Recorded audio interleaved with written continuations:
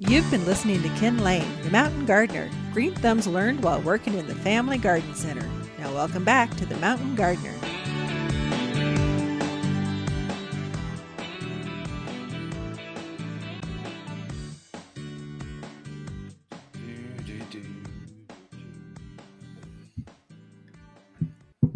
Oh, got it. And we are back with Lisa Waters Lane in the studio. She comes each week with your garden question. Just what are people talking about? And what are your neighbors asking? What are they coming into the garden center with bags of pestilence and disease?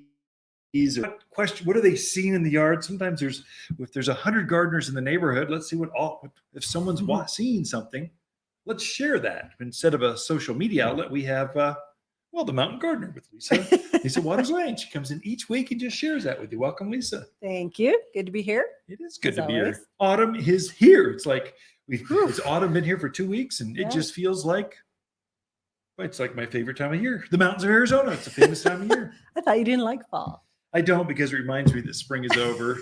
My favorite time is summer. If I had another daughter or son, I would name them Summer. Because just such a great Summer. I don't care. I like it that much. It'd be worthwhile. What's your favorite season? Fall. Always fall. Yeah, I love everyone. fall. The nights are cool. The mornings are cool. Days are just right. It's a good time of year. Just right. Yeah. Well, what are people talking about out in the gardens? Well, our first question is from Penny in Prescott. She has a peony question. I was hoping you were going to use someone Summer from Chino Valley for Bolden. No. So Penny wants to know, when do you cut back your peonies? Yeah, good question. And when is the right time to fertilize the peonies? Great questions, Penny. Penny. Penny with the peonies. We're in Prescott. Penny in Prescott. And they'll grow anywhere in the Central Highlands. So anywhere from probably 3,500 foot and above. So that'd be Camp Verde, Cottonwood, Sedona, all the way up to Flagstaff. Peonies are going to grow well. The challenge is going to be that clay soil. So that's what peony have, this real fibrous root mass. And so if they get in real heavy soil and they just sit there, they'll rot on you. So they just sit there and turn to mush. So we've killed a few in our yard. We're masters at killing plants, especially peonies in our. We've killed like 3 or 4. I shouldn't say that over the airwave. That's like embarrassing. But we have a heavy clay. Super ridiculous clay on a north slope, so it never dries. So now we grow peonies in raised beds and containers. Game changer. All of a sudden, they started thriving, blooming a long time. So obviously, Prescott, it's got different kinds of soils depending on what hillside you're looking at. Just make sure the soil drains. We say that 10 times fast, and you're fine. So, but her question is, Peony, when do you cut them back? Don't feel rushed, Penny.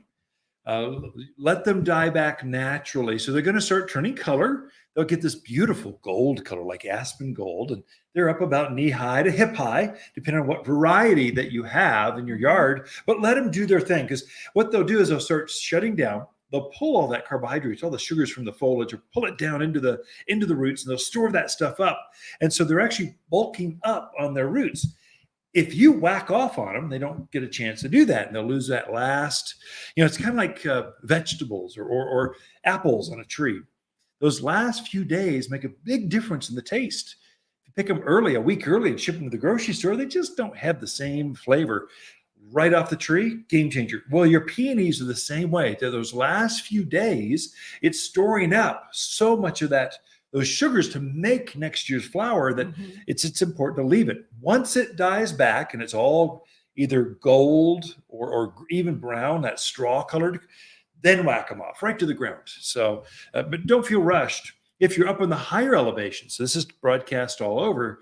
Higher elevations, I really encourage you folks in Williams, Flagstaff, and the White Mountains, the Mogollon Rim, Strawberry, Pine, Lake Top, leave the foliage on there and then prune it back in like March and April, so that foliage will actually insulate or kind of protect that root. So it keeps some of that cold from permeating down into the heart and taking out some of the eyes.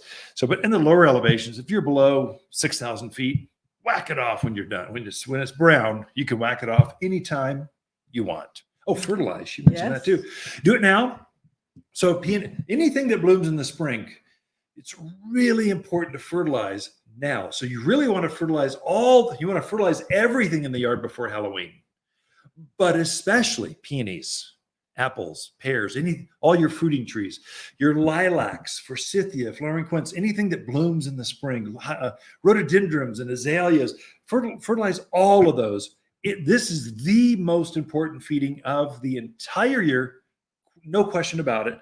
And if it hasn't bloomed as well as you wanted it to, I'd do it again at the new year. Use all-purpose plant food. It's a 744 all-purpose. It's a organic, but that cottonseed meal mixed in that it just brings the pH down.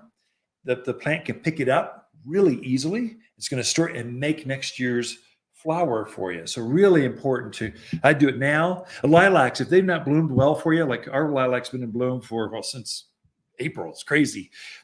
Fertilize it now, new year, and you'll get better flowers next spring, guaranteed. So what are your thoughts on adding bone meal or superphosphate? Would that be a good idea? It could, if you've got a stubborn one. I mean, it just hasn't bloomed in 2 or 3 years. Yeah.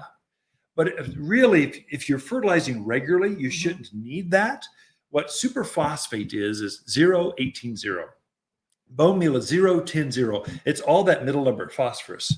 And so, yeah, if you want to enter it in the county fair, you load it up with phosphorus, and it just almost glows at night. The flowers are so bright and so big.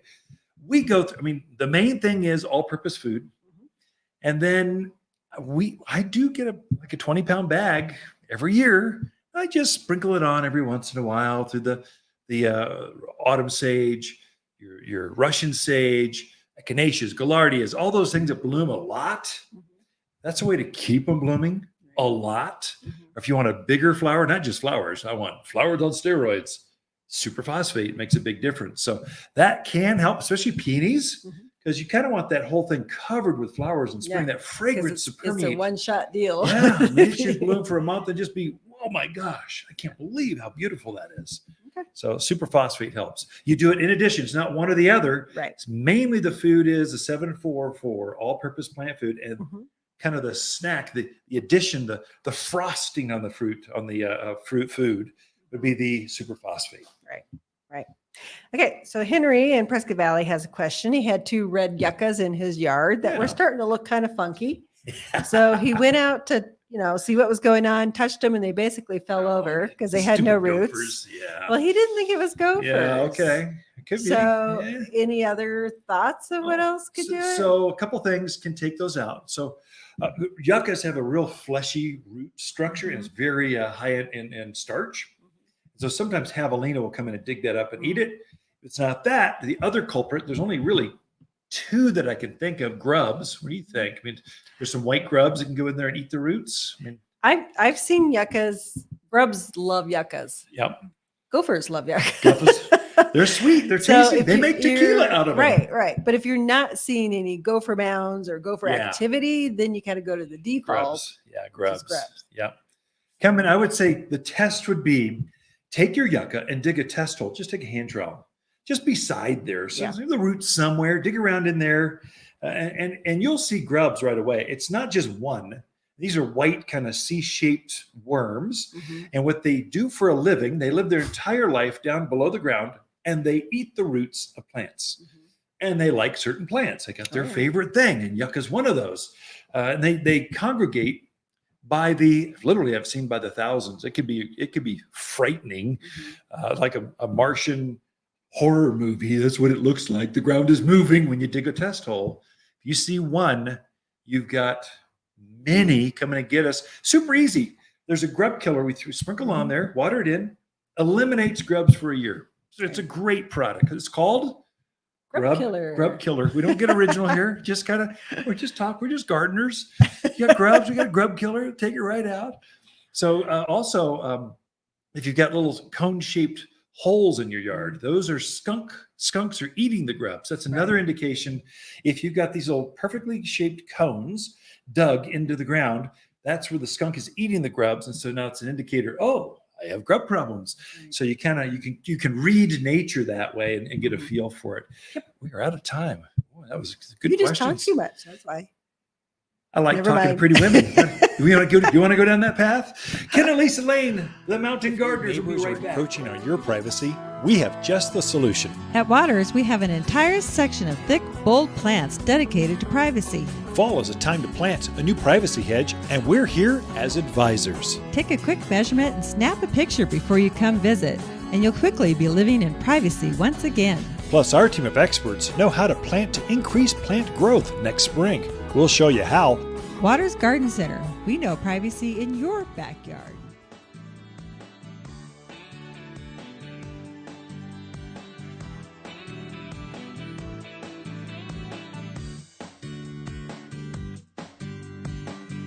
You're listening to Ken Lane, aka the Mountain Gardener. Ken can be found throughout the week in Prescott at Waters Garden Center.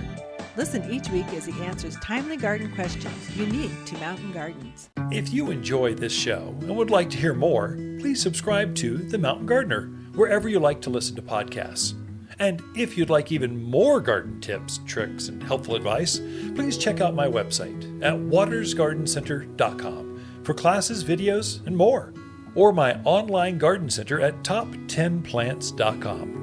Throughout the week, Lisa and I can be found here at Waters Garden Center in Prescott.